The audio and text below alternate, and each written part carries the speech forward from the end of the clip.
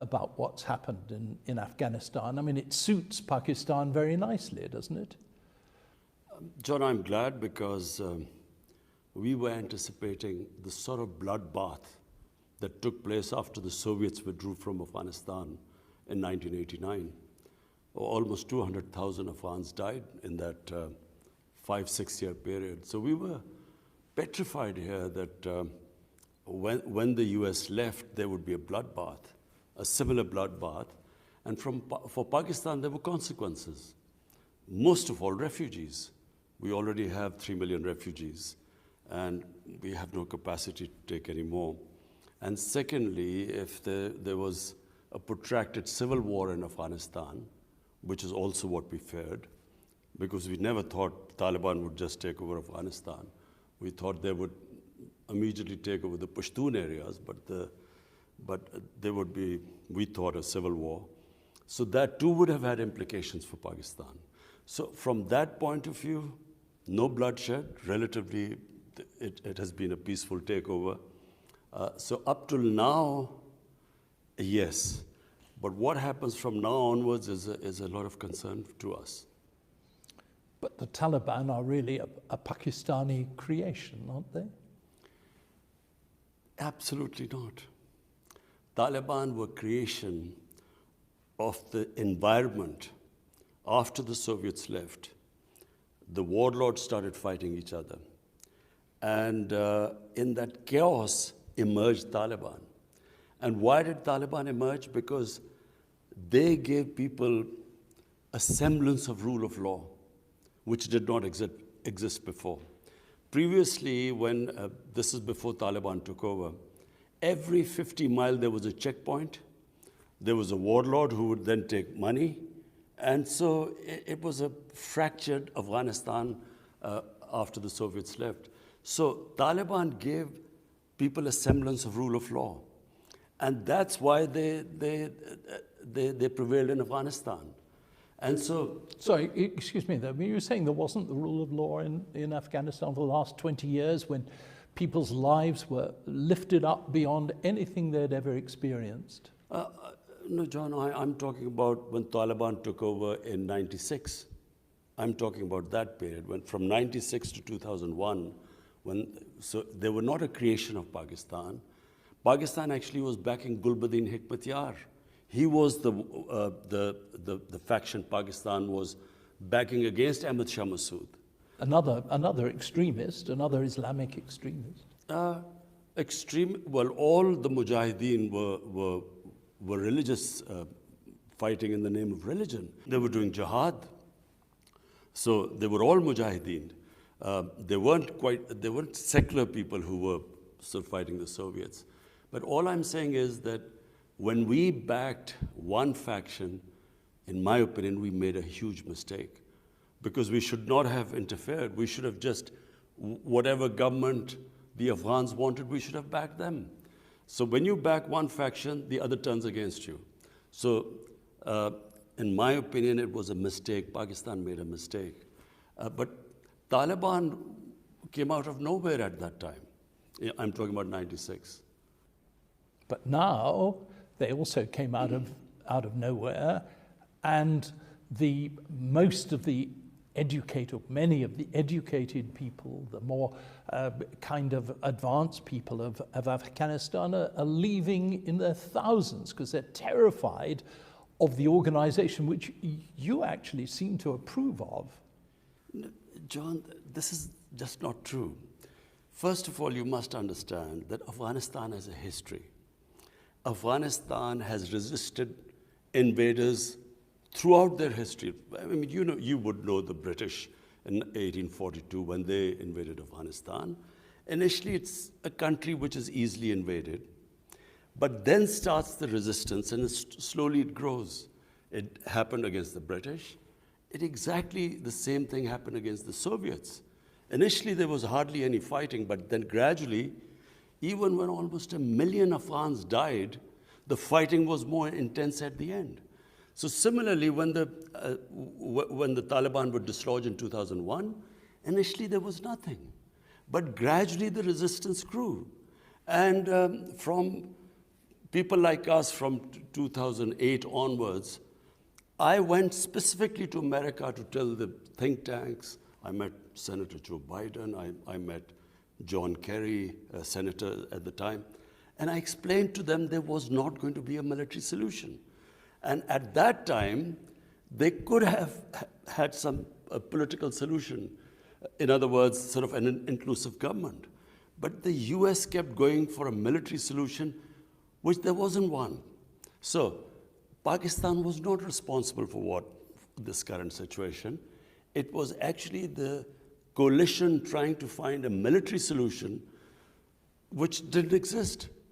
And secondly, and John, we never knew what the US, what their idea of victory was in Afghanistan. I mean, if it was Al-Qaeda and Osama bin Laden, Al-Qaeda was decimated in the first 2 years. It was finished.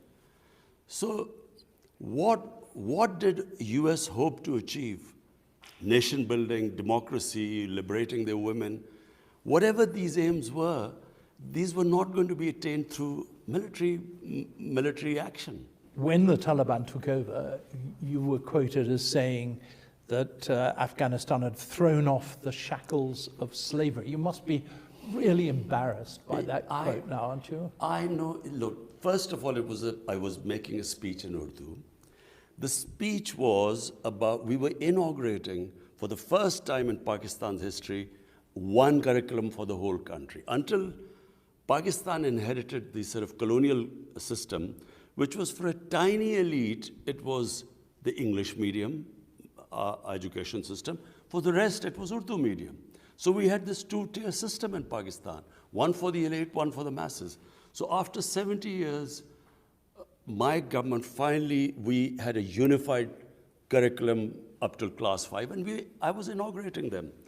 And my exact words were that mental slavery is far more difficult to shed off than physical slavery, and I mentioned Afghanistan.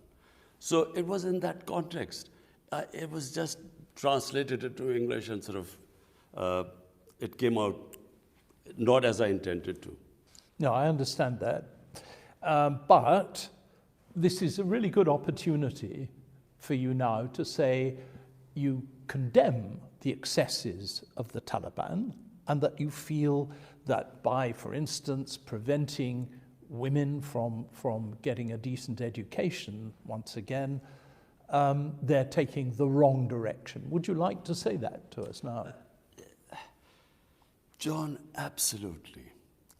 Our religion, if anyone has, any idea of what our religion was, it was a liberation of women 1,500 years ago when it came. Our Prophet, peace be upon him, we regard him as someone who gave rights to women, who freed slaves, who gave equal rights to minorities. Everyone was an equal citizen. He ended racism. So we look upon him at age of advent of Islam as enlightenment. And so whenever the idea that women should not get educated is just not Islamic.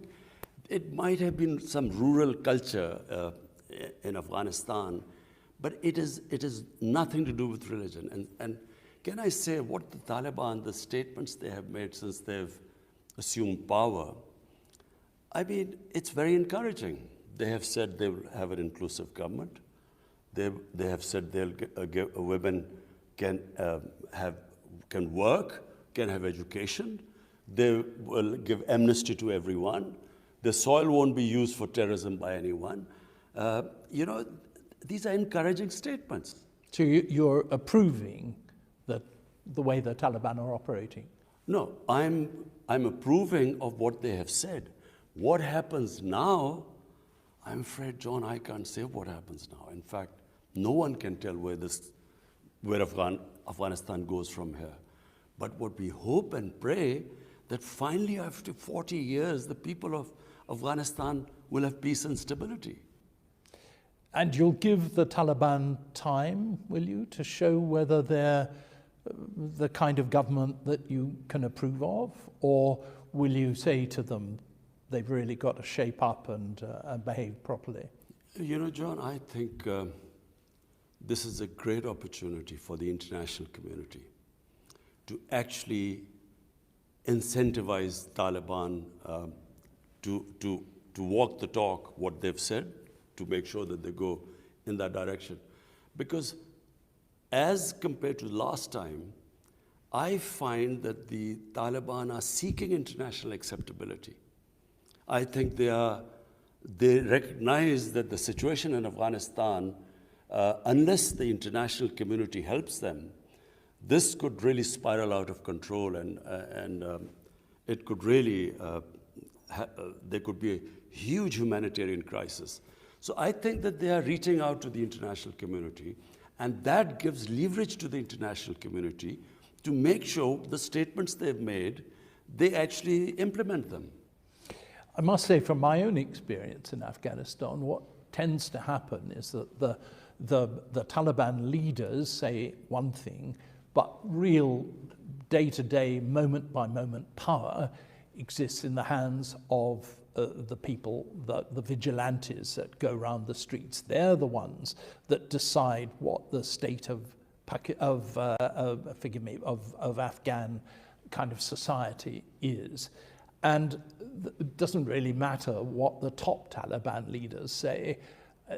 Life is still going to be pretty terrible for ordinary Afghans. John, again, you know, I cannot say which way Afghanistan will go from here. And as I said, we are quite tense that if this, my biggest worry right now is the looming humanitarian crisis. Because remember, 75% of Afghanistan's budget was foreign aid. So once you take away the foreign aid, they are facing a huge crisis ahead. So where Afghanistan goes from here, I don't know. But all I can say is that they clearly, from watching from outside, there are factions within the Taliban. They're clearly the Taliban who are at the moment at the helm are trying to get international acceptability. But then there are those who have been in the field for 20 years, who would claim that they'd given a lot of sacrifices. I would imagine there would be a lot of problems within the Taliban. So where this goes, as I said, I'm afraid I'm not in a position to say what will happen. But I know what we want to happen is that if they can stick to the statements they've made, it could be a new beginning. Is that what the head of your intelligence organization, the ISI, told the Taliban leadership when he went there the other day? The head of ISI, General Faiz, when he went there, his main concern is that there were 3 different terrorist groups that have been attacking Pakistan using the Afghan soil. One is ISIS. ISIS has conducted various attacks, especially in Balochistan, against the Shia minority, the Hazara community in Balochistan. Then there are the Tehrik-e-Taliban Pakistan, the Pakistani Taliban, who were pushed out from here and who were in Afghanistan, who conducted attacks into Pakistan.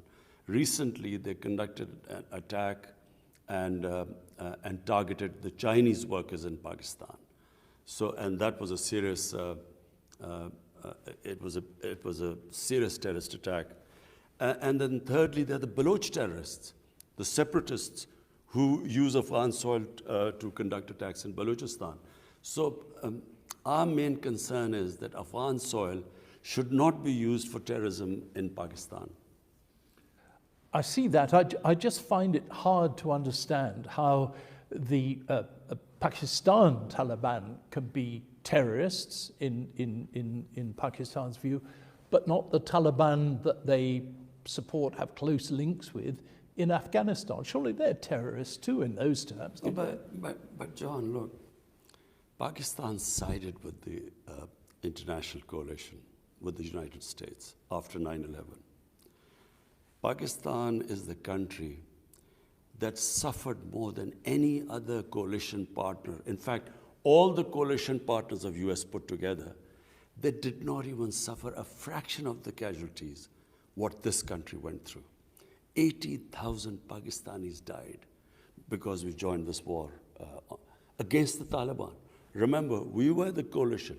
All the logistical support to fight the Taliban or to dislodge them went through Pakistan. Pakistan was an ally. And the only ally that almost, there was a point we thought we were going down because there were 50 different militant groups attacking the state of Pakistan. And there were different types of Pakistani Taliban. There were no militant Taliban in Pakistan before we joined this coalition. So we were considered collaborators. The old Mujahideen groups who we had trained, financed by the United States, who were fighting the Soviets, they called Pakistan collaborators and targeted us. So this country took the greatest amount of suffering by being part of the coalition. So the reason why the Taliban are back in power is not because of Pakistan. If you want to know the real reason why they're back in power, all you have to do is do an analysis. Why did 300,000 well-equipped Afghan army give up without a fight to 65, 70,000 lightly armed militia? If you go into the details, which we have, that is the reason why the Taliban are back in power. It's not because of Pakistan. And yet, there is this constant link. I mean, they started off in Pakistan. They had all the support of the ISI, of Pakistan intelligence at the time. I mean, I saw this for myself. And they're now back. And there is a definite sense here that Pakistan has gained because in India, your big opponent has been thrown out of Afghanistan completely, and you're the ones that are benefiting. But John, look, you must know the situation, and you do know, because you know this part of the world better than others. Pakistan, after the US, Soviets left Afghanistan in '89, and so did the US. Pakistan at the time was left with 5 million refugees. 5 million refugees stayed in Pakistan. After 9/11, there were still 3 million refugees in Pakistan, Afghan refugees, and all of them were Pashtuns. So what happened after the Taliban were dislodged? You must understand what happened. Firstly, all the border along the Pakistan side, what was called Fatah, the tribal areas, there were Pashtun tribes which were split by the Durand line, where there was no border. There was a free flow of people right from the time, since we existed.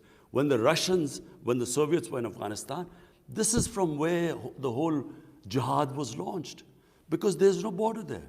And it's 2,600 kilometers of border between two countries. This is the first time since my government we fenced 90% of it. So what happened was, the tribes this side, it wasn't because of Taliban ideology, it was Pashtun ethnicity, the Pashtun nationalism, that they sided with the Afghan Taliban. They ceased to be Taliban, they became Pashtun, which always has happened throughout history. The 80-year history of British in the tribal areas of Pakistan, throughout the 80 years, there was some part or the other, there was fighting going on. There were more British soldiers that died in Waziristan than in the whole of India. So this turned against Pakistan. After the moment we sided with the coalition, they turned against us. And that's how we lost 80,000 people here. So there were 50 different groups operating against us. So what was Pakistan doing? And ISI. Number job was to protect our own people. So, like the US in the last 3 years, they did a deal with the Taliban, not to attack the US. You know that in Afghanistan, they did a deal with them, that they were not supposed to attack the US. Similarly, Pakistan was doing deals with the various groups not to attack us. So amongst them were Pakistani Taliban too. There was a Waziristan Accord in 2006. There was a Shakai agreement in 2007 with different groups. And since Afghan Taliban were not attacking Pakistan, so they had an agreement that they wouldn't do anything. It's not the same as backing them. It's just that not taking military action against them. When I met President Ghani, I went specially to see him.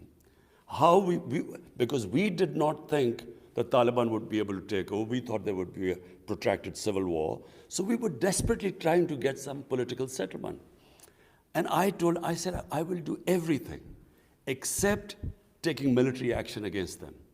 Tell us what we will do, we will try and convince them, and we did everything. Unfortunately, they would not accept President Ghani.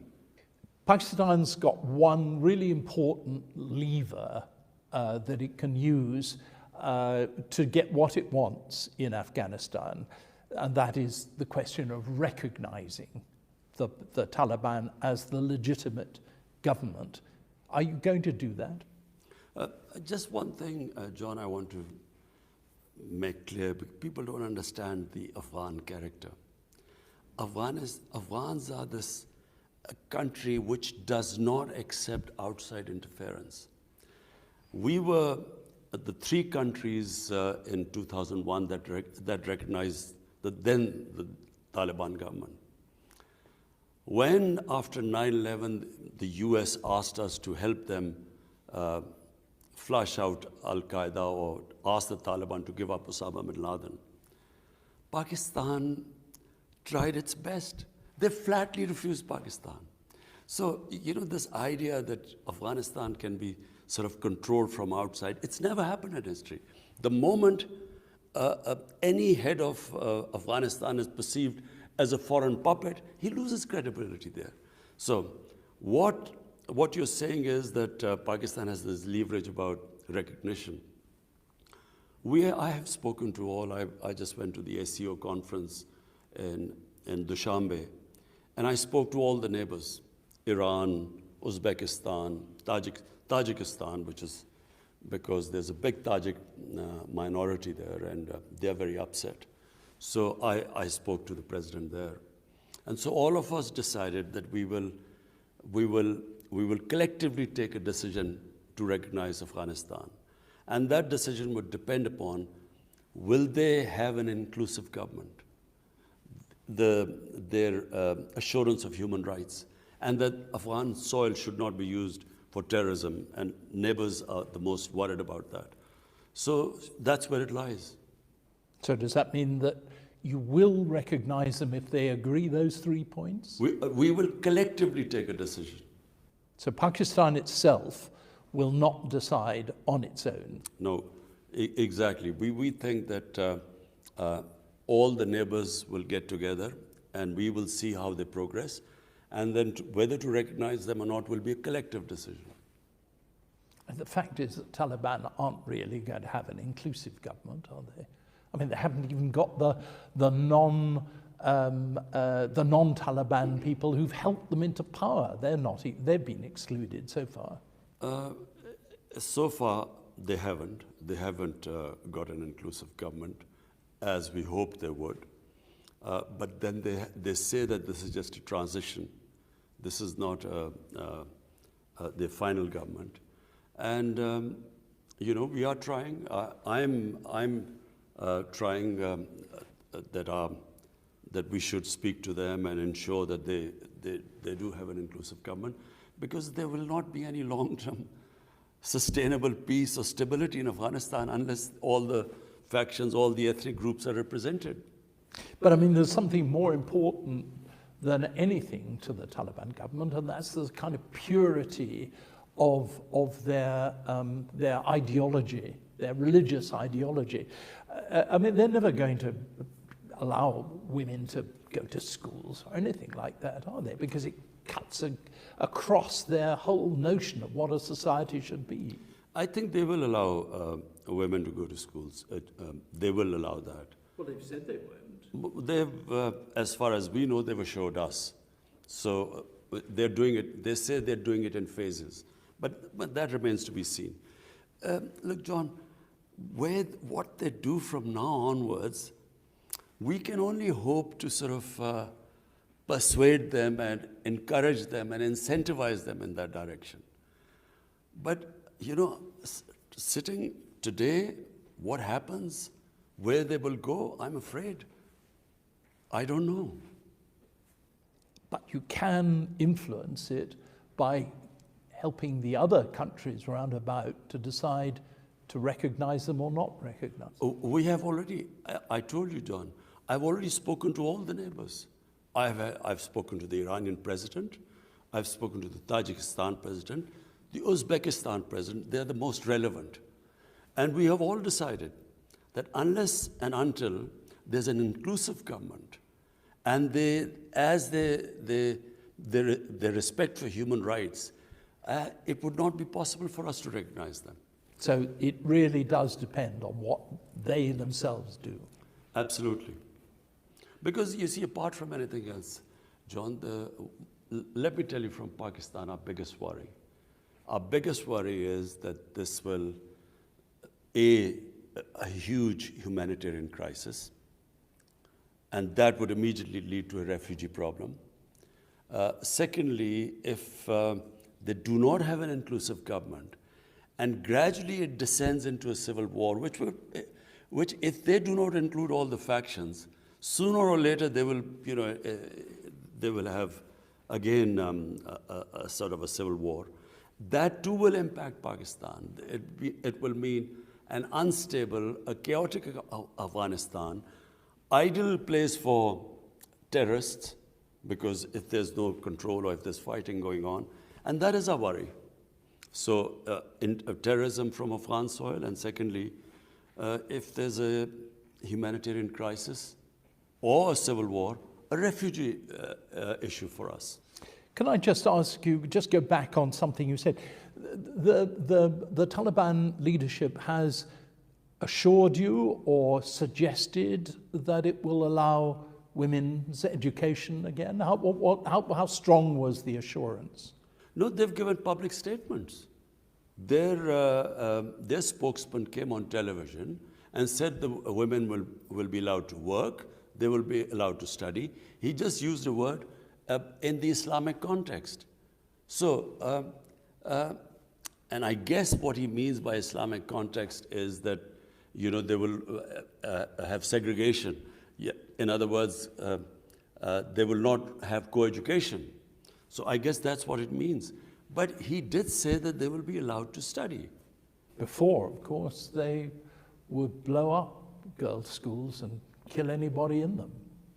I know. I mean, this idea of not allowing girls to study, believe me, has nothing to do with religion.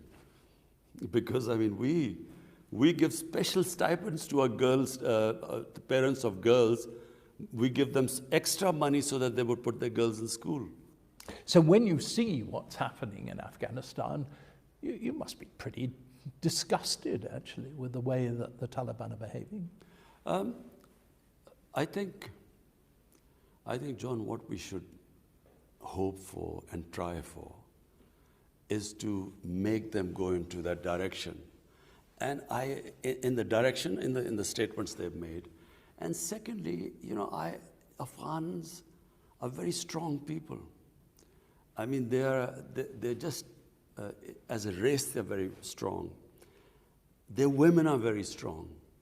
I feel give them time and they will assert their rights. How much time? Years? A year, 2 years, 3 years. At the moment, 3 years. But at the moment, John, it's just too early to say anything, because it's just barely been a month. After 20 years of civil war, they have come back into power. So a month is no time. Look, my party came into power after 22 years. 22 years. And trust me, for the first 6 months, it was the most difficult period of my life. Because, if you're not in power, you come into power after such a long time, it is so difficult because there are people who've struggled with you, all want a peace, all want to be in government, so it's a very For us, it was the most difficult period. I think it's just a month, 2 months. In a short period of time, we will know the direction they are going. Well, I think we know it now. I don't know. I'm an optimist. I think that,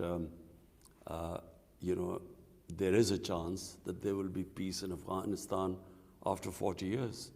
And once there's peace and stability, the Afghan people are strong enough, they'll assert their rights. Afghan history shows us that actually movements like the Taliban and leaders like the Taliban leadership don't really last very long. I mean, they lasted 5 years last time. This is not a permanent answer to Afghanistan's problems, is it? No, I don't think so. I think this is just a beginning. And as I said, where it goes from here, no one can predict. But what we hope is that they will have peace, the Afghan society will assert itself, they will get their rights. The Afghan women are strong, they will assert their rights. But for all that, you need peace and stability. In a civil war situation, everything gets stunted because civil war just distorts everything. So peace is the key, and we hope that once there's peace, Afghanistan will move in the right direction. Can I ask you now the other questions, a couple for the Urdu? Okay. Relationship with India, between Pakistan and India, is really, really difficult at the moment, isn't it? Pakistan says that India must reverse Kashmir's special status. Is that realistic or unrealistic? देखिए John मसला ये है कि जब तक हिंदुस्तान 5 अगस्त 2019 को जो उन्होंने कश्मीर की स्टेटहुड ली थी गैर कानूनी तौर पे, यूनाइटेड नेशंस सिक्योरिटी काउंसिल की रेजोल्यूशंस की ख़िलाफ़ वर्जी की थी कि जो बड़े वाज़े तौर पे कहते हैं कि ये डिस्प्यूटेड टेरिटरी है पाकिस्तान और हिंदुस्तान में, और सिर्फ़ एक प्लेबिसाइट के ज़रिए कश्मीर के लोग फ़ैसला करेंगे कि वो हिंदुस्तान के पास जाना चाहते हैं पाकिस्तान के पास।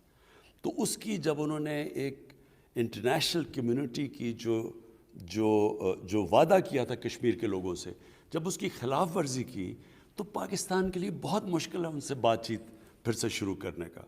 जब तक उसके ऊपर वापस नहीं आते हम उनसे बातचीत नहीं शुरू कर सकते। How do you think that the success of the Taliban in Afghanistan will impact on the situation in Kashmir? जहाँ तक मुझे समझ है इसका तो कोई कश्मीर के ऊपर फ़र्क नहीं पड़ेगा, लेकिन किसी वजह से हिंदुस्तान की हुकूमत ये समझती है अफ़गानिस्तान में तालिबान के आने की वजह से कश्मीर पे फ़र्क पड़ेगा। मुझे तो ये समझ नहीं आती क्योंकि अफ़गानिस्तान के लोग तो कश्मीर में नहीं लड़ रहे थे। तो मेरे ख़्याल में ये साइकोलॉजिकल है, असल में तो कोई फ़र्क नहीं पड़ना चाहिए तालिबान के आने से कश्मीर के ऊपर। Taliban haven't really responded very enthusiastically to your suggestion that they should set up an inclusive government. How do you get that? Is it really possible? देखिए मेरे ख्याल में इस वक्त बहुत जल्दी है, अभी तो 1 महीना हुआ है, एक हुकूमत 20 साल के बाद तालिबान वापस इक़्तिदार में आए हैं, 1 महीना हुआ है, 1 महीना बहुत जल्दी है जज करने के लिए। अभी तक जो तालिबान ने जितनी स्टेटमेंट्स दी हैं उन्होंने कहा कि हम एक इंक्लूसिव गवर्नमेंट लेके आएंगे जिसमें सबको शामिल करेंगे, हर नेशनैलिटी को, एथनिक ग्रुप को, तो एक उनकी शिरकत करेंगे हुकूमत के अंदर, और उन्होंने ह्यूमन राइट्स की भी बात की है। तो उन्होंने अभी तक स्टेटमेंट्स तो सब ठीक दी हैं, लेकिन अभी बहुत जल्दी है कि सारी दुनिया उनके ऊपर नज़र रख कर ये रखी हुई है कि वो कब करेंगे। मेरे ख़्याल में 20 साल के बाद जब कोई हुकूमत इक़्तिदार में आती है उसको टाइम लगता है। हम 22 साल के बाद जब हुकूमत में आए तो हमें शुरू में बड़ा मुश्किल था कि एकदम हुकूमत भी चलाओ और फिर किसको शामिल करो, क्योंकि जिन लोगों ने कुर्बानियाँ दी हैं वो सारा हुकूमत का हिस्सा बनना चाहते हैं। लेकिन मेरे ख़्याल में तालिबान भी ये जानते हैं कि अगर अफ़गानिस्तान में अमन आना है, अगर स्टेबिलिटी आनी है, تو اس کے لیے بہت ضروری ہے کہ سب کو شامل کیا جائے. مثلا تاجک ہیں, ازبیک ہیں, ہزارہ ہیں, ان ساروں کو حکومت میں شامل کیا جائے اور تبھی ایک اسٹیبل گورنمنٹ بنے گی. Thank you very much indeed. That was lovely. Really nice. Thank you.